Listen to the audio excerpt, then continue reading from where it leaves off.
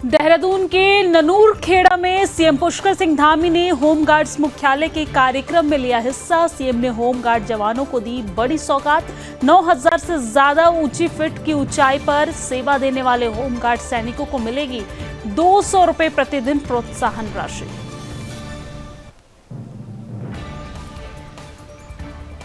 उत्तराखंड को केंद्र सरकार से मिला बड़ा तोहफा। उत्तराखंड में 4 नए केंद्रीय विद्यालय खोले जाने को मंजूरी मिली। बीजेपी प्रदेश प्रवक्ता कमलेश रमन ने प्रधानमंत्री नरेंद्र मोदी का धन्यवाद किया।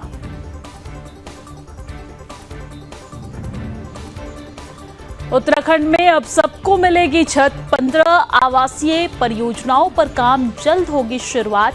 मार्च 2025 तक प्रदेश में 16,000 घर बनकर होंगे तैयार। उत्तराखंड में नगर निकाय चुनाव और जिला पंचायत चुनाव को लेकर शुरू हुई पार्टियों की तैयारी। बीजेपी के बाद अब कांग्रेस ने की कार्यकर्ताओं के साथ बैठक।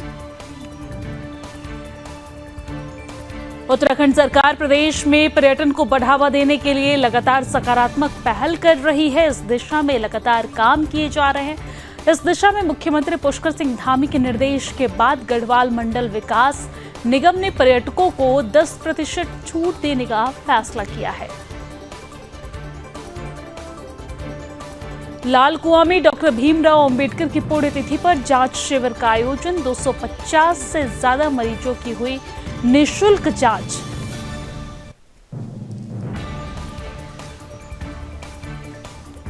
उत्तराखंड में पहली बार होगा वर्ल्ड आयुर्वेद कांग्रेस का आयोजन। 12 से 15 दिसंबर 2024 तक किया जाएगा कार्यक्रम का आयोजन।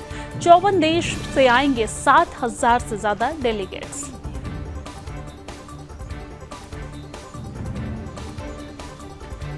विकासनगर में पुलिस को मिली बड़ी सफलता। ग्रीन हर्बल फूड फैक्ट्री पर की छापेमारी और नार्कोटिक्स दवाइयां बनाने का किया पर्दाफाश।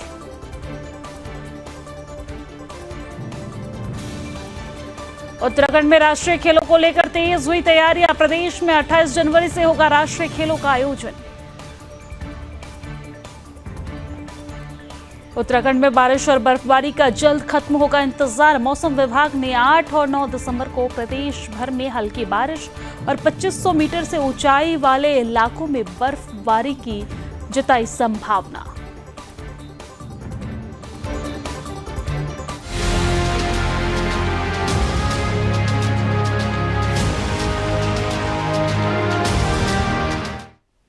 नमस्कार, सुदर्शन न्यूज पर अपना उत्तराखंड देख रहे हैं आप। मैं हूं आपके साथ दिव्या सिंह। बुलेटिन की शुरुआत बड़ी और अहम खबर के साथ करेंगे। देहरादून से बड़ी खबर है, जहां पर देहरादून के ननूर खेड़ा में मुख्यमंत्री पुष्कर सिंह धामी ने होमगार्ड मुख्यालय के कार्यक्रम में हिस्सा लिया है। इस दौरान सीएम पुष्कर सिंह धामी ने होमगार्ड जवानों को बड़ी सौगात दी है। उत्तराखंड में अब पुलिस कार्मिक SDRF की तर्ज पर 9000 से ज्यादा फीट की ऊंचाई पर सेवा देने वाले होमगार्ड सैनिकों को 200 रुपए प्रतिदिन प्रोत्साहन राशि दी जाएगी। इसके साथ ही मुख्यमंत्री पुष्कर सिंह धामी ने कार्यक्रम को संबोधित करते हुए क्या कुछ कहा है, सुनिए।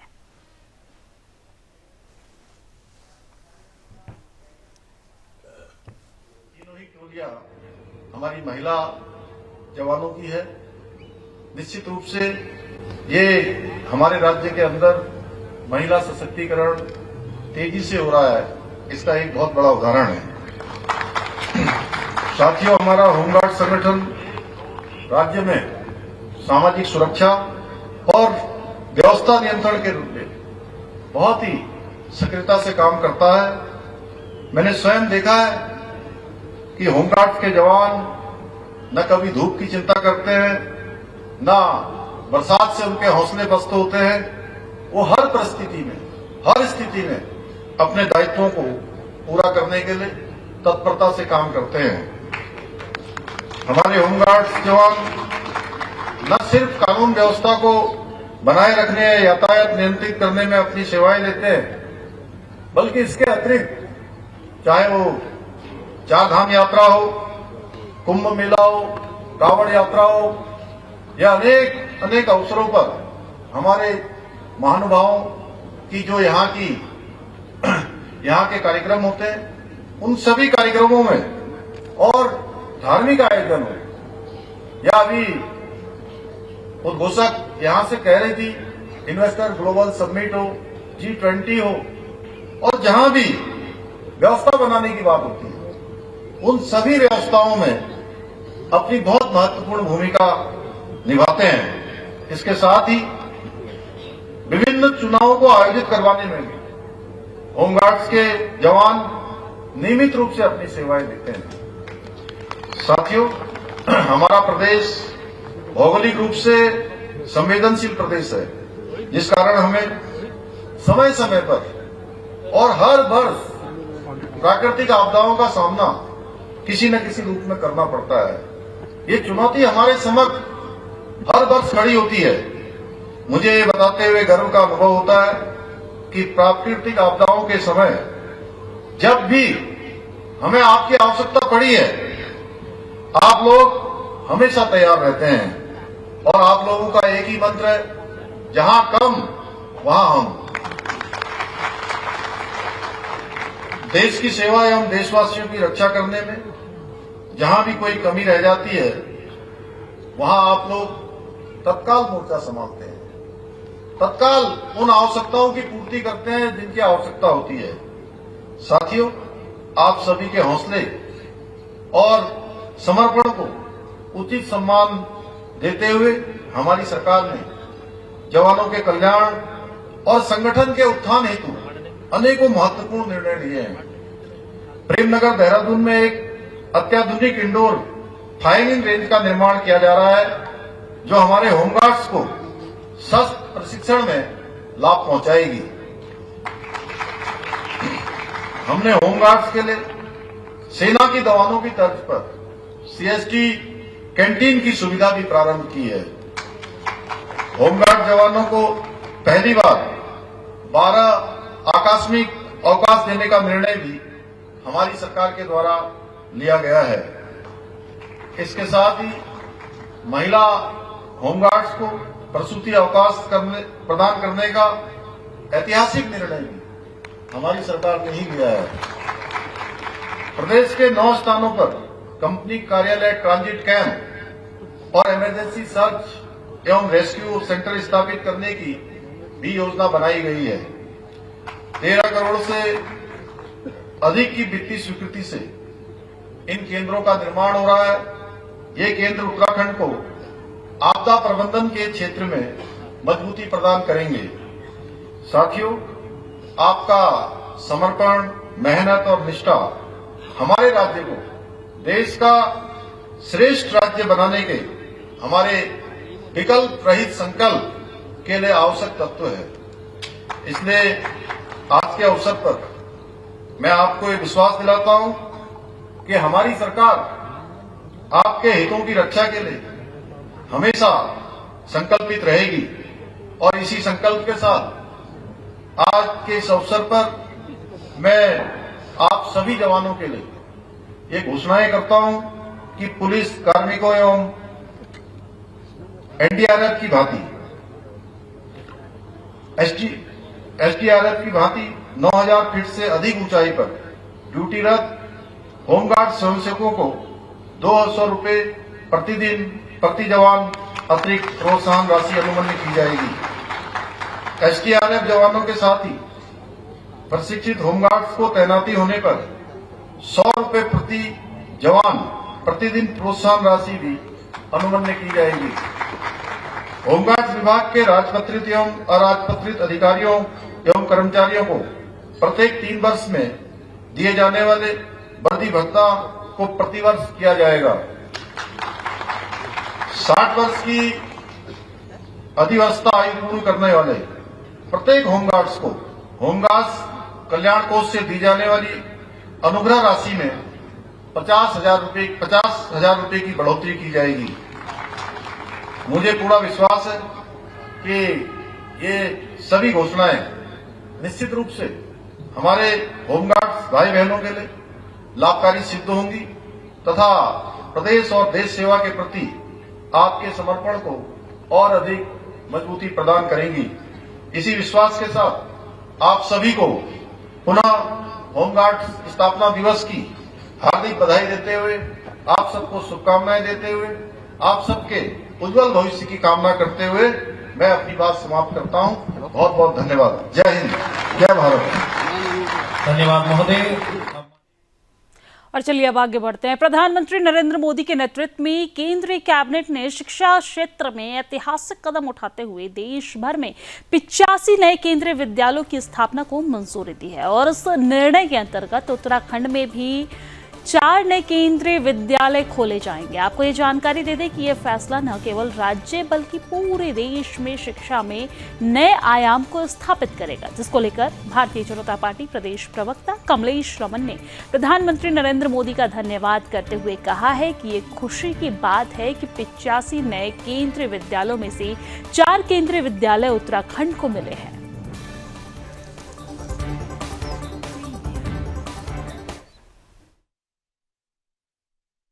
देखिए, बहुत ही ऐतिहासिक निर्णय है। देश में जिस तरीके से 85 केंद्रीय विद्यालय देने का कैबिनेट ने फैसला किया केंद्रीय, तो मुझे लगता है कि उत्तराखंड को भी 4 केंद्रीय विद्यालय मिले हैं। ये हमारे लिए बहुत ही गर्व की बात है और बहुत ही खुशी होती है कि हमारे यहाँ एक बार फिर 4 विद्यालय मिलेंगे तो हमारे बच्चों का भविष्य संवरेगा। और शिक्षा के क्षेत्र में भी हम आगे बढ़ रहे हैं। जिस प्रकार से शिक्षा और स्वास्थ्य को लेकर के देश के प्रधानमंत्री जी आगे चल रहे हैं, मुझे लगता है कि उत्तराखंड में भी वही स्थान हम दोबारा प्राप्त करेंगे। और इस प्रकार से केंद्रीय विद्यालय हमें जो मिल रहे हैं उसके लिए हम धन्यवाद करते हैं अपने देश के प्रधानमंत्री जी।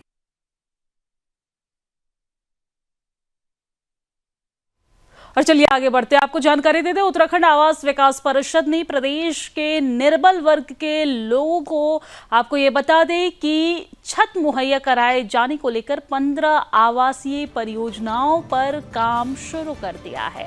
जी हां, हालांकि संभावना जताई जा रही है कि मार्च 2025 तक प्रदेश में 16,000 घर बनकर तैयार हो जाएंगे। दरअसल उत्तराखंड आवास विकास परिषद राज्य बनने के बाद पहली बार अपनी आवासीय परियोजनाओं पर काम कर रहा है। उत्तराखंड आवास विकास परिषद 15 परियोजनाओं निजी निवेशकों के साथ तैयार कर रहा है, जिसके लिए उसके जरिए कुल 12,856 आवास बनाए जा रहे हैं। इसके साथ ही 5 संबंधित विकास प्राधिकरणों की ओर से कुल 3,104 आवास तैयार किए जा रहे हैं। मसूरी देहरादून विकास प्राधिकरण यानी कि MDDA के उपाध्यक्ष बंशीधर तिवारी ने बताया है कि अभी तक निजी भागीदारी के साथ 1,760 घर बनकर लाभार्थियों को सौंप दिया गया है, जबकि 14,635 आवासों का आवंटन भी किया जा चुका है। और ऐसे में चल रहे परियोजनाओं को मार्च 2025 तक पूरा करने का लक्ष्य रखा गया है। MDDA उपाध्यक्ष बंशीधर तिवारी के अनुसार परियोजनाओं के लिए लाभार्थियों का चयन पारदर्शिता के साथ किया गया है। तय समय में सभी को फ्लैट की चाबी सौंप दी जाएगी। तो वही मुख्यमंत्री पुष्कर सिंह धामी ने कहा है कि केंद्र सरकार ने PM आवास योजना लागू की है और इसके तहत आवासहीन परिवारों को पक्का घर बनाकर दिया जा रहा है। उत्तराखंड में आवास विकास परिषद प्राधिकरण ने इस लक्ष्य को प्राप्त करने में महत्वपूर्ण भूमिका निभाई है। देखिए, जब 4 धाम के कपाट बंद हो जाते हैं तो जो संबंधित जो हमारे तीर्थ स्थल हैं उसके जो देवतागण होते हैं वो प्रवास स्थल पर विराजित होते हैं। और ऐसे जो 4 स्थल 4 धाम के हैं वो शीतकाल को लेकर के वहाँ पर जो श्रद्धालु आएँ शीतकाल में, क्योंकि मुख्य धाम के कपाट बंद हैं, तो जो प्रवास के धाम हैं वहाँ के कपाट खुले हुए हैं। वहाँ पर ये माना जाता है कि इन धामों में ही विराजमान हैं देवतागण। तो दर्शनार्थ जो श्रद्धालु आएँ वहाँ दर्शन करें। तो शीतकालीन यात्रा की तैयारियों को लेकर के माननीय मुख्यमंत्री जी ने पहले निर्देश भी दिए थे और 10 तारीख को उसकी बैठक भी है। 8 तारीख को रुद्रप्रयाग प्रवास है माननीय मुख्यमंत्री जी का। तो उस प्रवास के दौरान एक तो जो ऊखी मठ है जहाँ पर माना जाता है कि श्री बाबा केदार वहाँ विराजमान हैं, उनका दर्शन करेंगे, पूजन करेंगे। साथ ही साथ जो विभागीय अधिकारी हैं उनके साथ एक समीक्षा बैठक भी आयोजित की जाएगी, क्योंकि रात्रिकालीन प्रवास के साथ साथ जिले का भ्रमण और जो विकास कार्य उनकी समीक्षा के साथ साथ स्थलीय निरीक्षण भी है। तो उस दिन 8 तारीख को ऊखी मठ में माननीय मुख्यमंत्री जी द्वारा दर्शन किया जाएगा।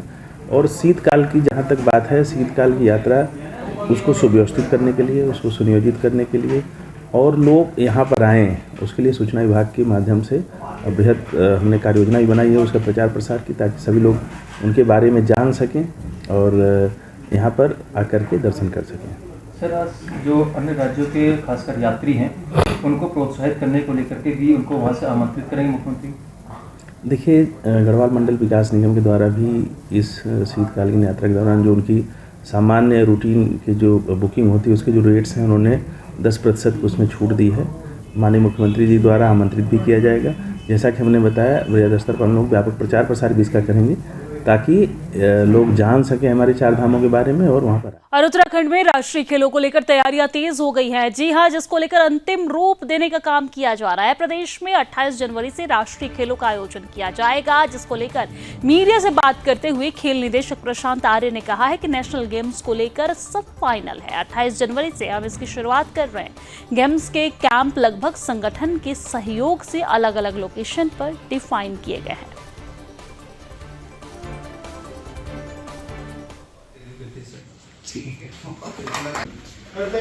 नेशनल गेम्स को लेकर डेट्स हमारा फाइनलाइज है। 28 जनवरी से हम लोग इसका प्रारंभ कर रहे हैं और जो IOA द्वारा जो हमारे गेम्स तय हुए हैं उस गेम्स का कैंप हम लगभग हमारा शुरू हो गए हैं। एसोसिएशंस के सहयोग से हम लोग इनको अपने गेम्स अलग अलग लोकेशन हमने डिफाइन करी है जहां हम वेन्यूज़ पे हम इनका नेशनल अपना उत्तराखंड की टीम का कैंप लगा रहे हैं। साथ ही बात करें जो वेन्यूज़ हैं, इसके अलावा जो हमारे 5 लोकेशन हैं उन वेन्यूज़ में भी काम पूर्ण होने की स्थिति में है। और जैसे जैसे खेलों के DOC आ रहे हैं हर एक एसोसिएशन के द्वारा नामित, तो उनके द्वारा कुछ माइनर चेंजेस, माइनर चीज़ें बताई जाती हैं गेम्स के आयोजन में जो आसानी रहे, तो उस चीज़ को हम लोग अपडेट करते जा रहे हैं। तो ऐसा कोई इश्यू नहीं है, वी आर रेडी, हम तैयार हैं।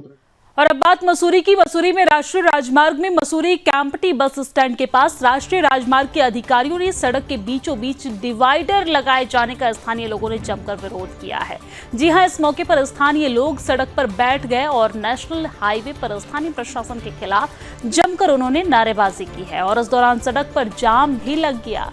आपको जानकारी दे दें कि स्थानीय लोगों का कहना है कि स्थानीय प्रशासन और स्थानीय राजमार्ग के अधिकारी बिना स्थानीय लोगों के सुझाव लिए मसूरी में अलग अलग तरह के काम कर रहे हैं, जिससे जनता को भारी नुकसान का भी सामना करना पड़ रहा है, परेशानियों का भी सामना करना पड़ रहा है। राजमार्ग के मुख्य चौक चौराहे पर बीचों बीच डिवाइडर लगा दिया गया है, जिससे एक तरफ पार्किंग है तो दूसरी तरफ दुकानें हैं। ऐसे में दुर्घटना की संभावना बढ़ गई है। वहीं दुकानदारों के व्यापार पर भी इसका सीधा असर पड़ रहा है। मसूरी प्रशासन यहाँ पर कार्य कर रहा है, ये एक ज्वलंत उदाहरण उसका आपके सामने है। इसके अलावा मसूरी में पार्किंग के टेंडर भी जो है बिना लोकल पब्लिक का ध्यान रखे हुए जो उन्होंने दे दिए हैं। इसी तरीके से आप देख रहे हैं कि यहाँ पर पार्किंग अलग है, व्यापारियों की दुकान अलग है और होटल के रास्ते, ये लोकल चौराहा है। लोकल चौराहा, 4 तरफ इसका रास्ता है और यहाँ से सारी की सारी लोगों को असुविधा हो रही है। इन डिवाइडर को तत्काल रूप से हम मांग करते हैं कि हटाया जाए और जो भी काम यहाँ के प्रशासन कर रहा है उसमें स्थानीय लोगों की सहमति, उनका विचार विमर्श जरूर किया जाए ताकि स्थानीय लोगों के हितों का ध्यान भी रखा जाए। जनता के विपरीत होकर, जनता के विचारों के विपरीत होकर निर्णय लेगा तो आम जनमानस सड़कों पे आएंगे। व्यापारियों का उत्पीड़न होगा तो व्यापारी सड़कों पर आएंगे। किसी भी निवासी का, किसी भी होटेलियर का, किसी भी नागरिक का उत्पीड़न होगा तो समूचे रूप में, सामूहिक रूप में सभी लोग सड़कों पर उतरेंगे और प्रशासन को जागरूक करेंगे कि इस प्रकार का भेदभाव, इस प्रकार की प्रेशर टैक्टिक्स नहीं चलेगी, इस प्रकार का दबाव नहीं चलेगा। ये डिवाइडर जहां लगे हैं वहां पर दोनों तरफ दुकानें हैं, एक तरफ पार्किंग, एक तरफ दुकानें हैं, होटल का रास्ता जाता है और ऐसे में डिवाइडर लगाना ये सुनिश्चित करता है कि अत्यधिक जाम की स्थिति बढ़ेगी, लोगों को आने जाने में परेशानी होगी, पर्यटकों को परेशानी होगी, व्यापारियों का नुकसान होगा और इसके खिलाफ हम आवाज उठाएंगे।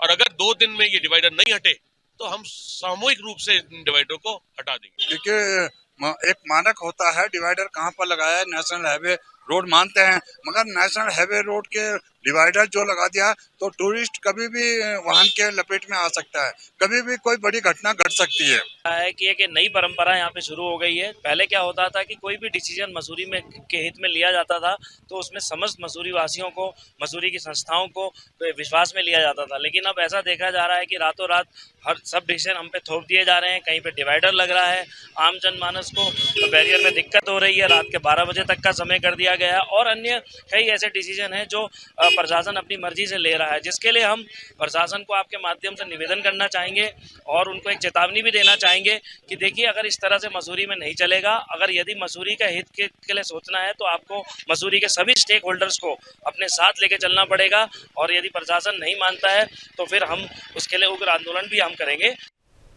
और उत्तराखंड की खबरों में बढ़ेंगे आगे, लेकिन उससे पहले आपको सीधा ले चलते हैं प्रयागराज, जहां पर उत्तर प्रदेश के मुख्यमंत्री योगी आदित्यनाथ क्या कुछ कह रहे हैं, सुनवाते हैं। स्वच्छता के बारे में कहेंगे, उन्होंने उसकी भी चर्चा कम की, क्योंकि वे जहां से आए थे वहां पे उनको स्वच्छता का वो मानक देखने को मिलता है, लेकिन उन्होंने एक बात की चर्चा जरूर की। वे कहते थे साहब, पहले की तुलना में अच्छा इंफ्रास्ट्रक्चर है, अच्छी सड़कें हैं, कनेक्टिविटी भी है, स्वच्छता पहले की तुलना में बहुत अच्छी है, लेकिन सबसे अच्छी चीज जो हमें देखने को मिली है वह पुलिस का व्यवहार देखने को मिला है।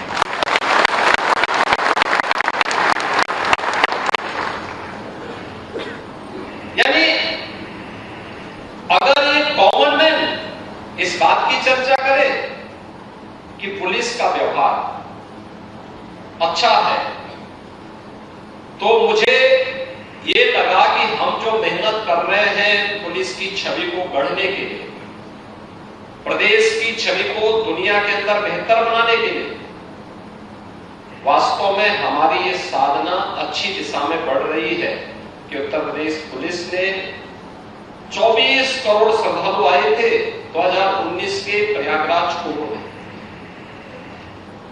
और उनके मन में इन तीनों बातों का गहरा असर गया था, क्योंकि ज्यादातर वो भारतीय थे और भारत के अलग अलग राज्यों से आए थे, उसमें भी ज्यादातर उत्तर भारतीय थे। उन लोगों को यहाँ की स्वच्छता, सुव्यवस्था तो पसंद आई, उन सब ने तारीफ की थी पुलिस की व्यवहार की भी, और पुलिस के व्यवहार सबसे पहले मैं आपका आह्वान करूंगा कि पुलिस का वह व्यवहार बेहतरीन हो, अच्छा हो, इसके लिए पुलिस को अपने आप को तैयार करना। उसके लिए पुलिस को वह समय गया जब ब्रिटिशर थे, विदेशी हुकूमत की पुलिस के रूप में पुलिस को व्यवहार करना।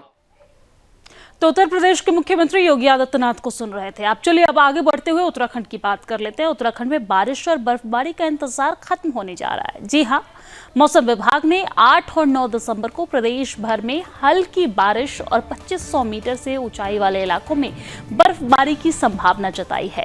प्रदेश में अक्टूबर नवंबर में बारिश नहीं होने के कारण तापमान सामान्य से ऊपर चल रहा है। देहरादून के मौसम विज्ञान केंद्र के मौसम वैज्ञानिक रोहित थपलियाल का कहना है कि 8 और 9 दिसंबर को प्रदेश में पश्चिमी विक्षोभ का असर दिखेगा।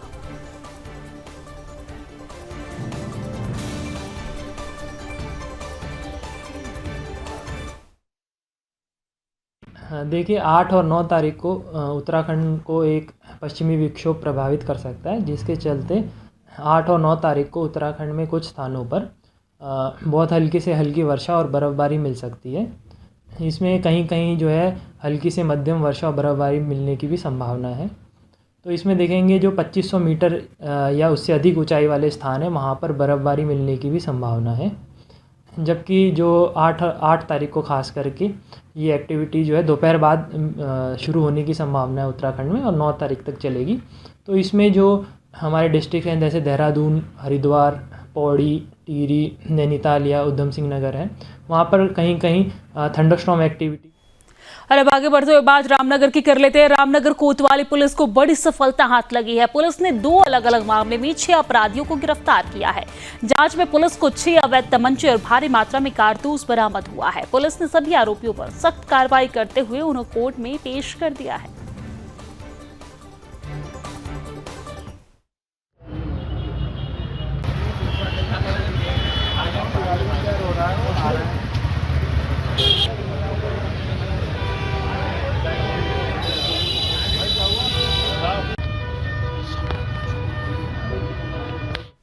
देहरादून में ब्राह्मण समाज उत्थान समिति ने एक प्रेस कॉन्फ्रेंस की है, जिसमें ब्राह्मण समाज उत्थान परिषद ने महामंत्री उमा नरेश तिवारी ने बताया है कि 10 दिसंबर को रेंजर ग्राउंड से आक्रोश मार्च प्रारंभ होगा, जिसका समापन डीएम कार्यालय तक होगा। आपको ये भी बता दें कि बांग्लादेश में पिछले 4 महीने में अल्पसंख्यक हिंदुओं पर हमले में बढ़ोतरी हुई है।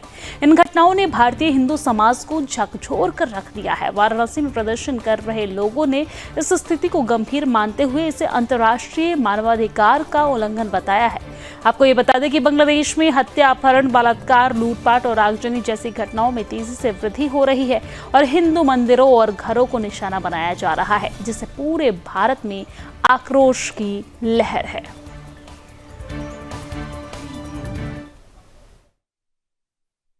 देखिए, ये आक्रोश तो जैसे आप समझ रहे हैं कि बांग्लादेश में अगर इसे दूसरे हिसाब से देखा जाए तो पिछले कुछ समय से हमारे अपने देश में ही गड़बड़ हो रहा है और बांग्लादेश में ऐसा भयानक कांड हो गया।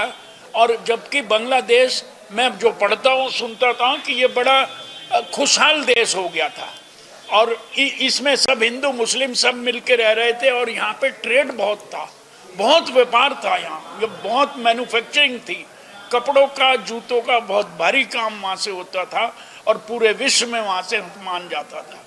और किसी ना किसी वजह से मानव अधिकार कहो, आप हिंदू मुस्लिम कहो, जो व्यापारी वर्ग है वो भी समाज का ही वर्ग है। हम खुद, हमारे परिवार, बच्चे, हम समाज में ही रहते हैं, तो हम समाज के लिए अगर कोई चीज़ है तो उसे व्यापारी भी को भी सबसे पहले हिट करते। हमारे लिए व्यापार बाद में, पहले समाज है, पहले अपना समाज में जो हो रहा है तो उसमें हमारा तो यही है कि देखिए, हमारा तो निवेदन है, भीड़ का तो आंकलन अभी नहीं किया जा सकता, लेकिन यह कि जिस तरह का आयोजन है और जो भूमिका है, जो विषय है, उसके लिए तो मेरे को लगता है कि संख्या क्या असंख्य लोग आने चाहिए और आएंगे। अंतर्राष्ट्रीय मानवाधिकार आयोग दिवस 10 दिसंबर 10:30 बजे रेंजर ग्राउंड से ये आक्रोश मार्च प्रारंभ। और अपना उत्तराखंड की खबरों में फिलहाल के लिए इतना ही, लेकिन देश और दुनिया की तमाम खबरों के लिए आप देखते रहिए सुदर्शन न्यूज। जय हिंद।